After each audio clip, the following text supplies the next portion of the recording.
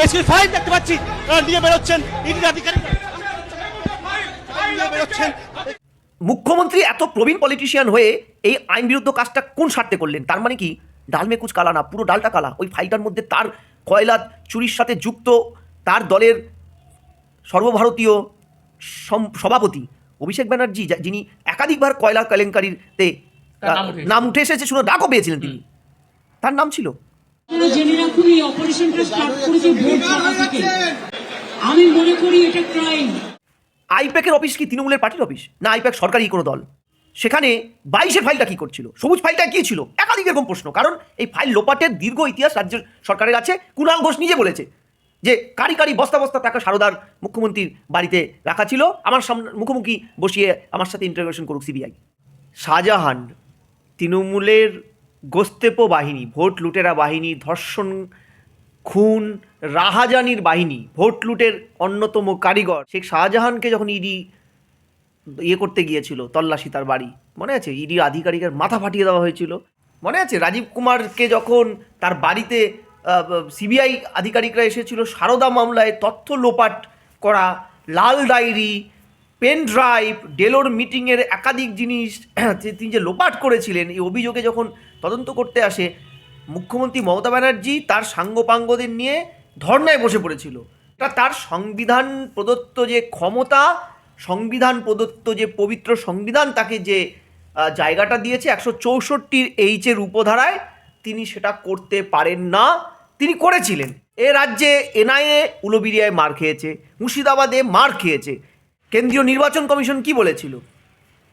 Data operator আর বিএলওদের বিরুদ্ধে FIR করেছিল 256 নম্বর ধারায়, তাকে ডেকে পাঠিয়েছিল কেন্দ্রীয় নির্বাচন কমিশন। তারপরে কিছু হয়েছিল? কোনো অ্যাকশন দেখেছেন? অনুপ মাঝি যে কয়লা মাফিয়া, তার মানি লন্ডারিংয়ে যে টাকাটা সাইফুন হয়েছিল, যেই টাকাটা সাইফুন হয়ে যেটা মানে বলা হচ্ছে তদন্ত করতে গিয়ে জেনেছিল যে সেই টাকাটা নাকি এই একটা বড় অংশ ঢুকেছে আমাদের আইপ্যাকের বর্তমান কর্ণধার প্রতীক জৈনের কাছে।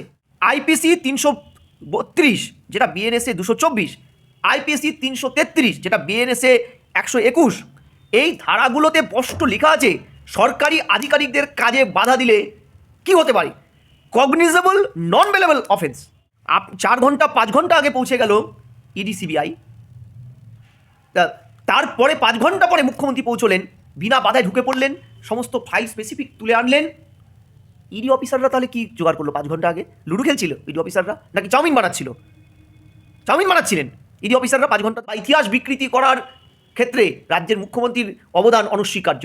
বিদ্যাসাগর মাইলস আবিষ্কার করেছে, সতীদাহ প্রথা পশ্চিমবঙ্গ বিধানসভায় পাশ হয়েছে থেকে শুরু করে কি না বলেছেন। হ্যাঁ, শেক্সপিয়রের সাথে গলায় হাত ধরে রবীন্দ্রনাথ ঠাকুর লন্ডনে ঘুরে বেড়াতো, ঠিক আছে? নজরুল ইসলাম মহাভারত লিখেছে, বলেনি? শুধু তাই নয়, গান্ধীজিকে ফলের জুস খাইয়ে 1946-47 সালে অনশন ভাঙিয়েছিল, এগুলো তো বলেছে। পশ্চিমবঙ্গে কিন্তু কেন্দ্রীয় আধিকারিকদের মারা হয়েছে। এখন সমস্ত সীমা পার করে কেন্দ্রীয় আধিকারিকদের হাত থেকে ফাইল ছিনিয়ে নেওয়ার মুখ্যমন্ত্রীর মতো একটা সাংবিধানিক পদে বসে থাকা এত বড় একটি পদাধিকারী, তিনি যে কাজটা করলেন, অন্তত ইডি তার প্রেস রিলিজে যেটা বলেছে যে তাদের থেকে ফাইল ছিনিয়ে নেওয়া হয়েছে, বিভিন্ন গুরুত্বপূর্ণ ফাইল, তথ্য লোপাট করা হয়েছে, সেটা পারে না। আমি ভারতবর্ষের স্বাধীনতার পরবর্তী আমাদের পবিত্র সংবিধানের সবচাইতে কালো দিন, একটি সরকারের প্রধান ছুটে গিয়ে একটি প্রাইভেট স্বাধীন সংস্থার অফিসে রেড হলে সেই রেডের কেন্দ্রীয় আধিকারিকদের থেকে ফাইল ছিনিয়ে নিয়ে এসে বলেন বেশ করেছি। আপনি যেটা করলেন সেটা এটা প্রমাণিত হলো বৃহত্তর কোনো বিশাল দুর্নীতি, যেই 43টা দপ্তরের মাথায় আপনি বসে আছেন, প্রত্যেকটা দপ্তরে দুর্নীতি প্রমাণিত হয়েছে হাইকোর্ট, সুপ্রিম কোর্টে। এই দুর্নীতিরই হয়তো কিছু গোপন ফাইল সেখান থেকে ইডির হাতে চলে যাওয়ার ভয়ে আপনি এত অতি সক্রিয় হয়ে সংবিধানকে অবমাননা করে এই পদক্ষেপ। স্যার, একদিকে ইডি আধিকারিকেরা প্রধান বিচারপতির কাছে তারা অনুরোধ জানিয়েছেন যে শুনানি আজকেই হোক, আবার দরকার পড়লে বিচারপতি বদল করা হোক। আবার অন্যদিকে যে সংস্থা, সেই সংস্থার কর্ণধারের বাড়িতে পুলিশ আধিকারিকেরা গিয়েছেন ইডির যে সমস্ত অফিসার তাদের চিহ্নিতকরণ করার জন্য। বিষয়টা হচ্ছে নাকি স্যার? না, ঠিক যেটা ইডি শাহজাহান তৃণমূলের গোস্তেপো বাহিনী, ভোট লুটেরা বাহিনী, ধর্ষণ, খুন, রাহাজানির বাহিনী, ভোট লুটের অন্যতম কারিগর শেখ শাহজাহানকে যখন ইডি করতে গিয়েছিল তল্লাশি তার বাড়ি, মনে আছে? ইডি আধিকারিকের মাথা ফাটিয়ে দেওয়া হয়েছিল। এবং তারপরে এই ইডি আধিকারিক যারা ভারতবর্ষের সংবিধানের প্রদত্ত আইন অনুযায়ী একদম স্পষ্টত PLM অ্যাক্ট 253 সেকশন 50-তে ইডির অধিকার সম্পর্কে স্পষ্ট বলা আছে, তারা খুন, রাহাজানির, ধর্ষণ এগুলোর মামলার তদন্ত করতে যায় না। আমরা জানি তারা প্রিভেনশন অফ মানি লন্ডারিং এটাকে তদন্ত করতে যায়, অর্থাৎ বেআইনি টাকার উৎস, টেল, মানি টেলটাকে তারা জানতে যায়, খুঁজতে যায়। ফলে এই তদন্তটা করতে গিয়ে যখন তারা মার খায়, তার ইয়েতে শেখ শাহজাহান বা তৃণমূলের সেই সমস্ত হামলাকারী নেতাদের বিরুদ্ধে ন্যূনতম এই সরকারের পুলিশ ব্যবস্থা না নিয়ে উল্টো কী করেছিল, পুলিশ 147, 148, 307 খুনের চেষ্টা, ইউপিএ 392 ডাকাতি, এইসব ধারা অ্যাড করেছিল। এইসব ধারা ইডির, এমনকি রাজীব কুমার, মনে আছে? রাজীব কুমারকে যখন তার বাড়িতে সিবিআই আধিকারিকরা এসেছিল সারদা মামলায় তথ্য লোপাট করা, লাল ডায়েরি, পেন ড্রাইভ, ডেলোর মিটিংয়ের একাধিক জিনিস তিনি যে লোপাট করেছিলেন, এই অভিযোগে যখন তদন্ত করতে আসে, মুখ্যমন্ত্রী মমতা ব্যানার্জি তার সাঙ্গপাঙ্গদের নিয়ে ধর্নায় বসে পড়েছিল, যেটা তার সংবিধান প্রদত্ত যে ক্ষমতা, সংবিধান প্রদত্ত যে পবিত্র সংবিধান তাকে যে জায়গাটা দিয়েছে 164 H-এর উপধারায়, তিনি সেটা করতে পারেন না। তিনি করেছিলেন, এ শুধু করেননি, সেই সময় সিবিআই আধিকারিকদের পুলিশ তুলে নিয়ে গিয়েছিল, হেনস্থা করেছিল, সেটা নিয়ে কিন্তু একাধিক অনেক দূর জল গড়িয়েছিল। এ রাজ্যে NIA উলুবেড়িয়ায় মার খেয়েছে, মুর্শিদাবাদে মার খেয়েছে। অর্থাৎ কেন্দ্রীয় এজেন্সিগুলো সারা ভারতবর্ষের যে কোনো প্রান্তে তারা তাদের ক্ষমতা বলে তারা তদন্ত করতে গেলে আজ অবধি একটা উদাহরণ নেই তাদের গায়ে একটা কেউ আঁচড় দিয়েছে। পশ্চিমবঙ্গে কিন্তু কেন্দ্রীয় আধিকারিকদের মারা হয়েছে। এখন সমস্ত সীমা পার করে কেন্দ্রীয় আধিকারিকদের হাত থেকে ফাইল ছিনিয়ে নেওয়ার, মুখ্যমন্ত্রীর মতো একটা সাংবিধানিক পদে বসে থাকা এত বড় একটি পদাধিকারী, তিনি যে কাজটা করলেন, অন্তত ইডি তার প্রেস রিলিজে যেটা বলেছে যে তাদের থেকে ফাইল ছিনিয়ে নেওয়া হয়েছে, বিভিন্ন গুরুত্বপূর্ণ ফাইল, তথ্য লোপাট করা হয়েছে, সেটা পারে না। আমি বলবো গত পরশুদিন বাংলায় যেটা হলো, সেটা ভারতবর্ষের স্বাধীনতার পরবর্তী আমাদের পবিত্র সংবিধানের সবচাইতে কালো দিন।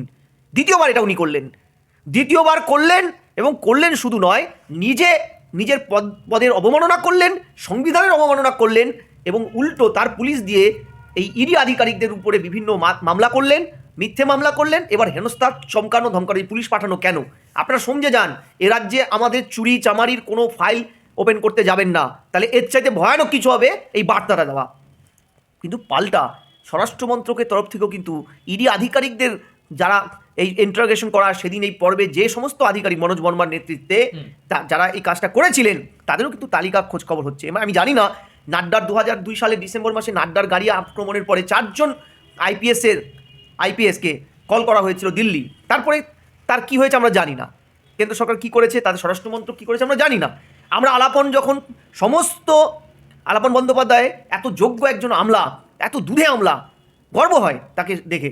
রামকৃষ্ণ মিশনের প্রাক্তনী, তিনি যখন সমস্ত চাকরির শর্ত, কেন্দ্রীয় ক্যাডারের সমস্ত শর্তকে অবমাননা করে প্রধানমন্ত্রীর ডাকে সাড়া দেয়নি, তারপরেও তাকেও কিন্তু ডাকা হয়েছিল, তার ব্যাপারটাও চলছে মামলা। কিন্তু প্রশ্নটা হলো, জানেন যে এই ডাকা আর ডাকার পরে হঠাৎ করে ঢাকা পড়ে যাওয়া, ডাকছে দিল্লি, তারপরে আর আমরা কিছু জানতে পারি না, ঢাকা পড়ে যায়। তার ফল কিন্তু আজকে এই পরিস্থিতি, যে এই আমলারা জানে তাদের সার্ভিস রুলটা, তারপরে ডোন্ট কেয়ার ভাব। আমাদের রাজ্যের প্রিন্সিপাল সেক্রেটারি ইলেকশন, কেন্দ্রীয় নির্বাচন কমিশন কি বলেছিল, ডেটা অপারেটর আর বিএলওদের বিরুদ্ধে এফআইআর করেছিল 256 নম্বর ধারায়, তাকে ডেকে পাঠিয়েছিল কেন্দ্রীয় নির্বাচন কমিশন। তারপরে কিছু হয়েছিল, কোনো অ্যাকশন দেখেছেন? অ্যাকশন যদি না নেওয়া হয়, দৃষ্টান্তমূলক শাস্তি না নেওয়া হলে এই সাংবিধানিক মর্যাদার এই সমস্ত আধিকারিকদের ব্যবহার করে রাজ্য সরকার তাদের দুর্নীতি ঢাকতে আপ্রাণ চেষ্টা করবে, কেন্দ্রীয় তদন্তকারী সংস্থাকে হেনস্থা করবে, তোমার বিএসএফ, ঠিক আছে, বা কেন্দ্রীয় আরও যে সুরক্ষা বল, তাদের হেনস্থা করবে। অদূর ভবিষ্যতে এমনও আমরা না দেখি যে বাংলায় বসে, এখন তো বাংলায় বসে বাংলার সরকারি দলটি বাংলাদেশের ইউনিসেফ কেয়ারটেকিং বেআইনি সরকারের মতন কথা বলে, তেমন আরও কিছু করবে, আরও ভয়ানক কিছু হবে। কিন্তু স্যার একটা প্রশ্ন বারবারই উঠছে, বামেরা বিশেষ করে তুলছে যে মুখ্যমন্ত্রীকে তখনই গ্রেফতার কেন করা হলো না না, প্রথম কথা, এটা একটা টেকনিক্যাল প্রশ্ন, টেকনিক্যাল ব্যাপার। পিএলএম অ্যাক্ট ভারতবর্ষে একাধিকবার এটা নিয়ে বিতর্ক হয়েছে। PLM, prevention of money laundering act, সেই অ্যাক্টটা কোয়াসি ফেডারেল স্ট্রাকচারে মাননীয় সুপ্রিম কোর্টে মামলা হয়েছিল। কোয়াসি ফেডারেল স্ট্রাকচারে সুপ্রিম কোর্ট বলে দিয়েছিল এই একটা কারো দায়বদ্ধতার দ্বারা কোনো স্তরে বাধাপ্রাপ্ত হতে পারে না, অর্থাৎ মুখ্যমন্ত্রী সংবিধান সুপ্রিম কোর্টকে সেদিনকে অবমাননা করেছে বাধা দিয়ে ইডির এই পিএলএম অ্যাক্টে মানি টেল, যে মানি টেলটা 2002 সালে 28 নভেম্বর আমার মনে পড়ছে যদ্দূর, অনুপ মাঝি যে কয়লা মাফিয়া, তার মানি লন্ডারিংয়ে যে টাকাটা সাইফুন হয়েছিল, যেই টাকাটা সাইফুন হয়ে যেটা মানে বলা হচ্ছে তদন্ত করতে গিয়ে জেনেছিল যে সেই টাকাটা নাকি এই একটা বড় অংশ ঢুকেছে আমাদের আইপ্যাকের বর্তমান কর্ণধার প্রতীক জৈনের কাছে ঢুকেছে। তাহলে এই যে প্লেসমেন্ট অফ দ্য মানি যখন এটা আইডেন্টিফাই হয়েছে, তাহলে এবার আজ লেয়ারিং অফ দ্য মানি খুঁজবে, তাহলে ইন্টিগ্রেশন অফ দ্য মানি খুঁজবে। এই তিনটে স্তরে তো পিএলএম একটা হয়। পিএলএম অ্যাক্ট কিন্তু এমন একটি অ্যাক্ট, ধরো আমার কালকে আমার নামে অভিযোগ উঠলো আমি চাকরি চুরির টাকা, গরু চুরির টাকা, বালু চুরির টাকা বা কয়লা চুরির টাকা আমার অ্যাকাউন্টে ঢুকেছে, তাহলে আমাকে প্রমাণ করতে হবে আমি নির্দোষ, ইডি প্রমাণ করবে না, আইনটাই এমন। তাহলে প্রতীক জনের নিজে প্রমাণ করার কথা ছিল, তিনি যদি সৎ হতেন, তার যদি অভিযোগ, তার সপক্ষে যে অভিযোগটা উঠেছে সেটা মিথ্যে হতো, তাহলে এটা গেল একটি স্বাধীন প্রাইভেট কোম্পানির একটি মানে সংস্থা যাদের দপ্তরে এই অভিযোগ, প্রতিষ্ঠানের অভিযোগ, এটা মুখ্যমন্ত্রী তৃণমূলের কোনো দলের, তৃণমূল পার্টির কিংবা তৃণমূল চালিত সরকারের কোনো দপ্তর সম্পর্কে অভিযোগটা নয়, স্বাধীন সংস্থা। তাই এবার আমার কয়েকগুলো প্রশ্ন হলো, এক, ভারতবর্ষে এই মুহূর্তে সবচেয়ে সিনিয়র মোস্ট দীর্ঘদিনের পলিটিশিয়ান, কেন্দ্রীয় মন্ত্রী ছিলেন, সাংসদ ছিলেন, রেল মিনিস্টারের মতন দায়িত্ববান পদ সামলেছেন, রাজ্যের বর্তমান মুখ্যমন্ত্রী, তিনি জানতেন না এগুলো। দ্বিতীয়, আইপ্যাকের অফিস কি তৃণমূলের পার্টির অফিস, না আইপ্যাক সরকারি কোনো দল? পার্টি অফিস হলেও কি সেখানে রেড করা যাবে না? না, প্রশ্নটা নয়, প্রশ্ন মুখ্যমন্ত্রীর অতি সক্রিয়তা নিয়ে। ধরো পার্টির অফিসে ইডি এসছে, তাহলেও যদি মুখ্যমন্ত্রী এই অতি সক্রিয় হতেন আমি মানতাম যে ঠিক আছে, তার অতি সক্রিয়তার কিছু লজিক থাকতে পারে যে কেন্দ্রে আসীন বিজেপি এই রাজ্যের প্রধান বিরোধী দল। কিন্তু প্রশ্ন হচ্ছে আপনার সাথে শুধু নির্বাচনী একটি মানে ভোট কৌশলী সংস্থার আপনি যে দলটা বিলংস করেন, যেই দলটার মাধ্যমে আপনি মুখ্যমন্ত্রী হয়েছেন, সেই দলটা পশ্চিমবঙ্গে সবাই মানে না, মেজর ভোটটা পান বলে আপনি সরকারে আছেন, অর্থাৎ পার্টি ফর পার্টস। তাহলে সেই পার্টির সাথে ভোট কৌশলী এই আইপ্যাক সংস্থার যে চুক্তি, সেই চুক্তি তো সরকারের সাথে হয়নি রে বাবা। Party for parts, government for all. আপনি যখন সরকারে আসীন হয়েছেন 164 ধারায় আপনাকে গভর্নর দিয়েছে, শপথ করিয়েছে, আপনি ক্যাবিনেটের 164 এই উপধারায় কালেকটিভ রেসপন্সিবল, আপনি এই ক্যাবিনেটের। শুধু তাই নয়, আপনি রিয়াল অ্যাডমিনিস্ট্রেটিভ অথরিটি, আপনি এই রাজ্যের সরকারের গভর্নমেন্টের প্রধান, আপনি নমিনাল নন রাজ্যপালের মতন, রাজ্যপাল স্টেটের প্রধান হতে পারে, আপনি গভর্নমেন্টের প্রধান, গভর্নমেন্ট ফর অল। আপনাকে যে ভোট দেয়নি তারও আপনি মুখ্যমন্ত্রী, তাহলে আপনি কোন ইন্টারেস্টে ওখানে গেলেন, কোন ইন্টারেস্টে? তৃতীয়, ফাইল ঘাটতে ঘাটতে একটা ফাইল উঠে এসেছিল 2022-এর, আপনি বলছেন আমার 26-এর নির্বাচনের তালিকা, তারপরে 26-এর নির্বাচনের তালিকা আইপ্যাকের দপ্তরে ছিল, সেখানে 22-এর ফাইলটা কী করছিল, সবুজ ফাইলটা কী ছিল, একাধিক এরকম প্রশ্ন। কারণ এই ফাইল লোপাটের দীর্ঘ ইতিহাস রাজ্যের সরকারের আছে। কুণাল ঘোষ নিজে বলেছে যে কারি বস্তা বস্তা টাকা সারদার মুখ্যমন্ত্রীর বাড়িতে রাখা ছিল, আমার সামনে মুখোমুখি বসিয়ে আমার সাথে ইন্টারোগেশন করুক সিবিআই। এটা তো আমরা বলিনি, তার দলেরই এখন বর্তমানে এটা। চতুর্থ যে আইপিসি 353, যেটা বিএনএসএ 132, এখন আইপিসি 332 যেটা বিএনএসএ 224, আইপিসি 333 যেটা বিএনএসএ 121, এই ধারাগুলোতে স্পষ্ট লেখা আছে সরকারি আধিকারিকদের কাজে বাধা দিলে কি হতে পারে, কগনিজেবল নন বেলেবল অফেন্স।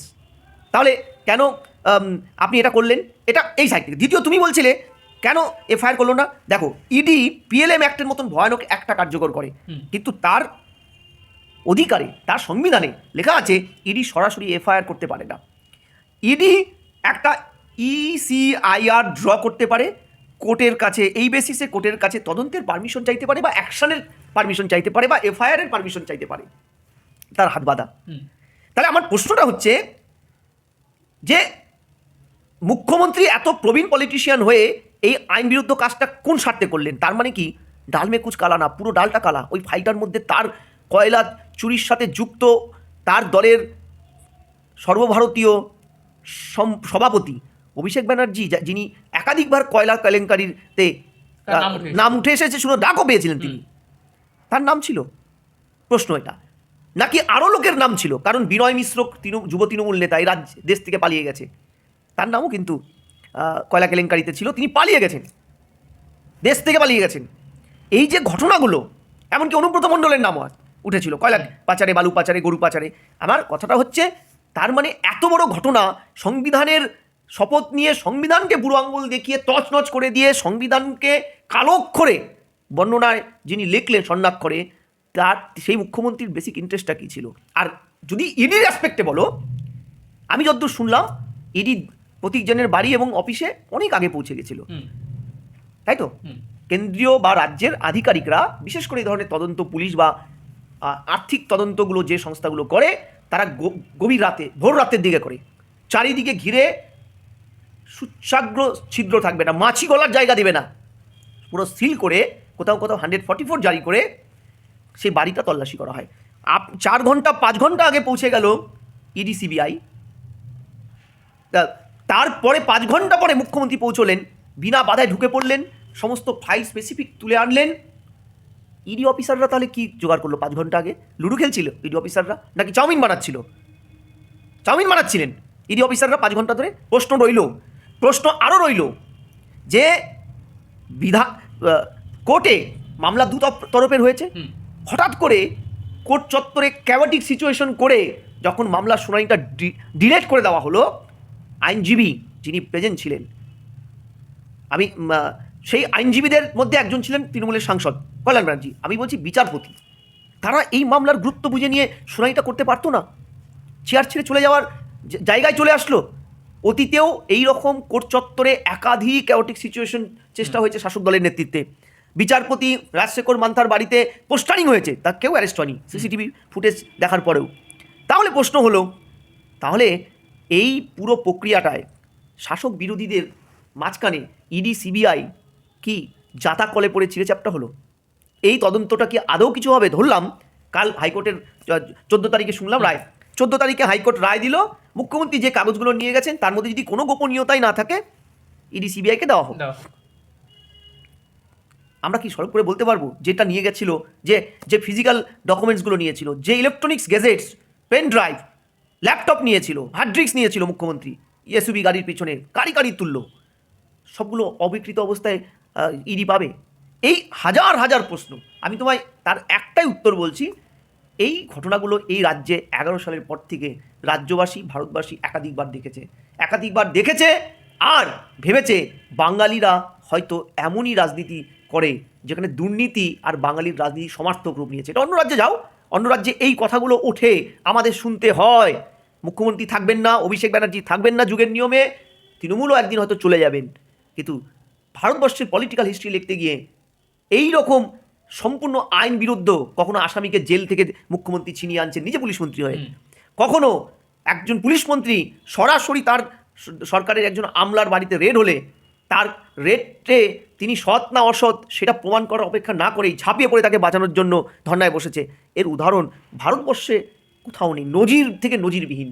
তার পরবর্তীতে মুখ্যমন্ত্রী বলছেন, আমি আগামীকাল যা করেছি বেশ করেছি। না, তিনি তো বেশি করেন, আজ অবধি তো তিনি কোনোদিন স্বীকার করেননি তিনি ভুল করেছেন, কিচ্ছু না। কাগজ ছুঁড়ে মেরে দিয়ে 1 কোটি বাংলাদেশি রাজ্যটাকে কুড়ে করে খাচ্ছে, সেটাও তিনি কোনোদিনও ভুল স্বীকার করেননি।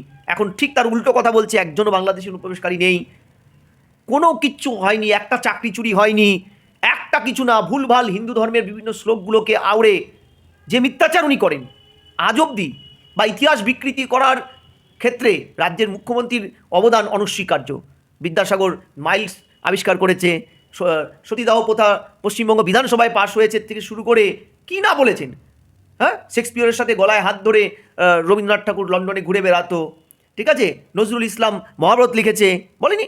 শুধু তাই নয়, গান্ধীজিকে ফলের জুস খাইয়ে 1946-47 সালে অনশন ভাঙিয়েছিল, এগুলো তো বলেছে, আমরা শুনেছি। প্রশ্ন কোথায় গিয়ে জানো তো?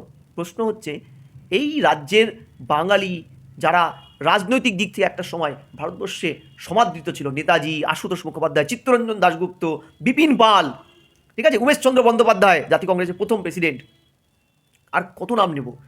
রাজনীতির অলিন্দে বাঙালি ছিল উজ্জ্বল নক্ষত্রের মতন। সেই বাঙালি আজকে সরোজিনী নাইডু, বিধানচন্দ্র রায়, স্বাধীনতা সংগ্রামীও ছিলেন তিনি, অতুল্য ঘোষ, প্রফুল্ল সেন, নাম এই তালিকা করলে পরে তোমার অনুষ্ঠানের সময় কুলিয়ে উঠতে পারবে না। এই মানুষগুলোর আত্মত্যাগ আজকে এক ধাক্কায় রাজ্যের বর্তমান সরকার এবং তাদের সরকারের মাথায় বসে থাকা রাজ্যের মুখ্যমন্ত্রীর এই আচরণে সব কিছু তছনছ হয়ে গেল, তছনছ ছানখান হয়ে গেল। এই ঘটনা নজিরবিহীন বললে এক কথায় হয়তো কম বলা হবে। এটা নেক্কারজনক, লজ্জাজনক, আর কি কি মানে এর সাথে তুমি সমার্থক যুক্ত করতে পারো, এটা কোনোভাবেই মেনে নেওয়া যায় না। একটি সরকারের প্রধান ছুটে গিয়ে একটি প্রাইভেট স্বাধীন সংস্থার অফিসে রেড হলে সেই রেডের কেন্দ্রীয় আধিকারিকদের থেকে ফাইল নিয়ে এসে ছিনিয়ে নিয়ে এসে বলেন বেশ করেছি। শুধু তাই নয়, তিনি আইনকে যদি তুমি মেনেই থাকেন, ধরলাম কেন্দ্র সরকার কেন্দ্রীয় এজেন্সি দিয়ে একটার পর একটা এই ধরনের কাজ করছে, বিদ্বেষমূলক, প্রতিহিংসা পরায়ণ, তাহলে আইনের দ্বারস্থ হতে পারতেন, আইনকে রেসপেক্ট করতে পারতেন, আদালতকে রেসপেক্ট করতে পারতেন, আদালতে দ্বারস্থ হতে পারতেন। আপনি যেটা করলেন সেটা এটা প্রমাণিত হলো বৃহত্তর কোনো বিশাল দুর্নীতি, যে 43টা দপ্তরের মাথায় আপনি বসে আছেন, প্রত্যেকটা দপ্তরের দুর্নীতি প্রমাণিত হয়েছে হাইকোর্ট, সুপ্রিম কোর্টে। এই দুর্নীতিরই হয়তো কিছু গোপন ফাইল সেখান থেকে ইডির হাতে চলে যাওয়ার ভয়ে আপনি এত অতি সক্রিয় হয়ে সংবিধানকে অবমাননা করে এই পদক্ষেপটা নিলেন।